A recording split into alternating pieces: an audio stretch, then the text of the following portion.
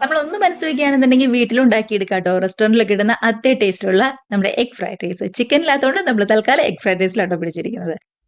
അപ്പൊ അതിനായിട്ട് ആദ്യമേ തന്നെ നമ്മുടെ ബസ്മതി അരി പകുതി ഒന്നും വേവിച്ച് മാറ്റി വെക്കണം കേട്ടോ. നന്നായിട്ട് തന്നെ തണുത്ത് വരണം. വെള്ളമൊക്കെ ശരിക്കും തിളച്ച് വന്നപ്പോൾ ആവശ്യത്തിന് ഉപ്പും നാരങ്ങ നീരും അതേപോലെ തന്നെ കുറച്ച് ഓയിലും കൂടി ചേർത്ത് നന്നായിട്ട് തന്നെ നമ്മുടെ അരി വേവിച്ചെടുക്കുന്നുണ്ട്. ഒരു 1/4 ഭാഗം വേവായാൽ മാത്രം മതിയാവും. ഇതേപോലെ കോരിയെടുത്ത് നന്നായിട്ട് തന്നെ തണുപ്പിച്ചിട്ട് വേണം നമ്മുടെ ഫ്രൈഡ് റൈസ് റെഡിയാക്കി എടുക്കാനായിട്ട്. ഇനിയിപ്പോ മറ്റൊരു വലിയ പാനില് ഓയിൽ ചൂടായി കഴിഞ്ഞപ്പോൾ മുട്ടയും ആവശ്യത്തിന് ഉപ്പും കുരുമുളക് പൊടിയും കൂടി ചേർത്ത് ഇതേപോലെ നന്നായിട്ട് തന്നെ ചിക്കി എടുക്കുന്നുണ്ട്. ഒരുപാട് തീരെ പൊടി പൊടിയിലൊന്നും ആവണ്ട. ഇതേപോലെ മാത്രം മതി ട്ടോ. ഫ്രൈഡ് റൈസ് റെഡിയാക്കി എടുക്കാൻ നേരത്ത് അത്യാവശ്യം വലിപ്പമുള്ള ഒരു പാൻ വേണം ട്ടോ എടുക്കാനായിട്ട്. എന്നാലാണ് നന്നായിട്ട് ഇളക്കി മറിക്കാനായിട്ട് പറ്റുള്ളൂ. ചൂടായ ഓയിലിലേക്ക് ചെറുതായിട്ട് കട്ട് ചെയ്ത വെളുത്തുള്ളിയും അതേപോലെ തന്നെ ഒരു ചെറിയൊരു സവാളയുടെ പകുതിയും കൂടി ചേർത്ത് കൊടുക്കാം. പച്ചമണമൊക്കെ നന്നായിട്ട് മാറി വരുമ്പോൾ ക്യാരറ്റും അതേപോലെ തന്നെ ക്യാപ്സിക്കവും ക്യാബേജും കൂടി ചേർത്ത് കൊടുക്കുന്നുണ്ട്. ആവശ്യത്തിന് ഉപ്പും കൂടി ചേർത്ത് പതുക്കെ വഴന്നു വന്നാൽ മാത്രം മതിയാവും.